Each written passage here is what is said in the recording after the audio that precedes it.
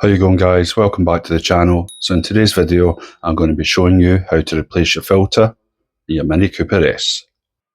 The tools that are required are a T25 Torx bit.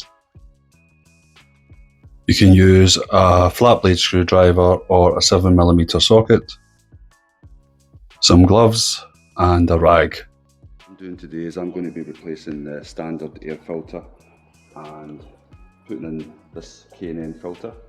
This is a performance air filter, and according to the instructions here, it gives you a little bit more horsepower, maybe 4 or 5 horsepower. The other additional thing is that you don't need to replace the air filter every service. This is washable and you only need to wash that every 75,000 miles or 120,000 kilometres. So let's get this fitted. As you can see, there's 3 T25 Torx screws in the top of the air filter box.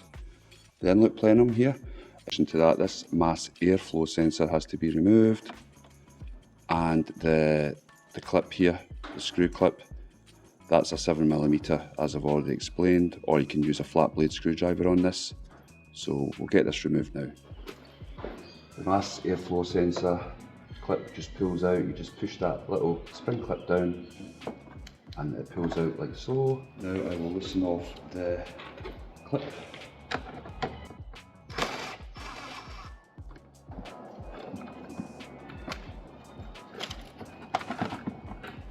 I will remove the 3 T25 Torx screws from the inlet plenum. So as you can see, it's just a case of prizing the inlet plenum here away from this charge hose.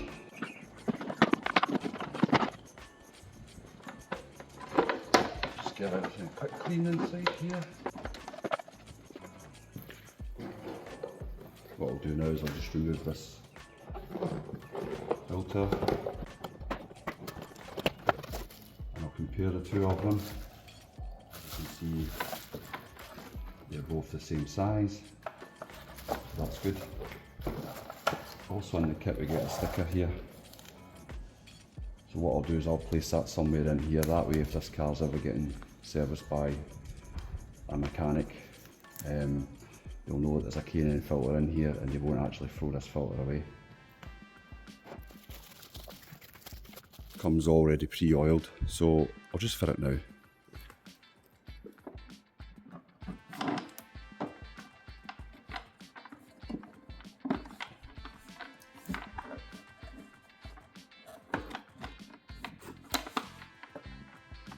So all I'm doing there is just making sure that the filter is pushed all the way home inside the correct slot there.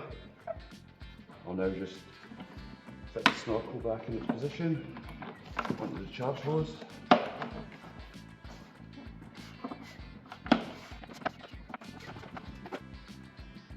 Now that I've pushed that down properly, all I'm going to do now is just tighten up the 3 T25 Torx screws again. Okay, now it's just a case of reconnecting the MAF air sensor plug. As you can hear, you heard an audible click there. Now what I'll do is I'll tighten up the 7mm screw bolt on the Jubilee clamp, hose clamp, whatever you want to call it. Just make sure that's nice and tight so we don't have any air leaks. I'll just fit the K&N sticker now.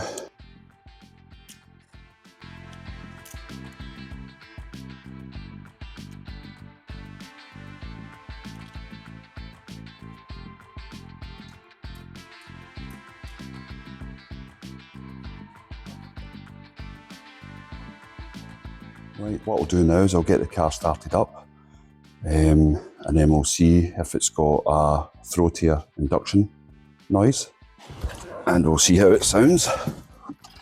Now when I'm saying about induction roar, that's obviously if it's on a naturally aspirated vehicle. As you can see, the air filter comes along in through this inlet duct into the compressor wheel, the impeller of the turbocharger, so you're not going to get like a deep throaty roar the way you would if it was a naturally aspirated vehicle.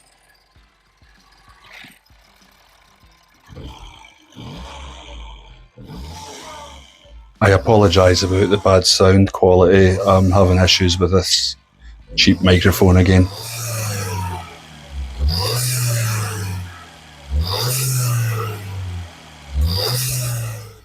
What I'm going to do now is I'm just going to drive the car a little bit along this road here and see if there's any noticeable difference in the induction.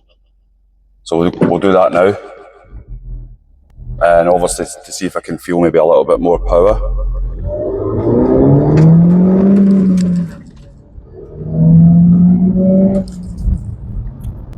Definitely feels faster.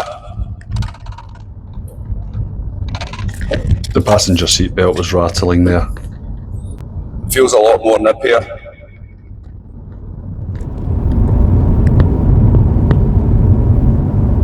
But under normal driving conditions, the car drives fine. There's not any noticeable difference in noise. I'm in 6th gear at the moment. I'm doing 70 kilometers an hour and the car's nice and quiet.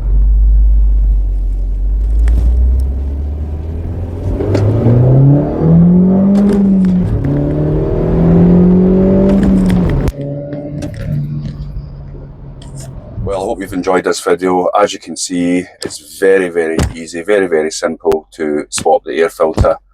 And if you are a car guy like myself, you always like to have an exhaust or an air filter on your car. This is just showing you how easy it is just to change this filter for a K&N air filter and give you a little bit more power. So I hope you've enjoyed the video. Thanks for watching. Take care.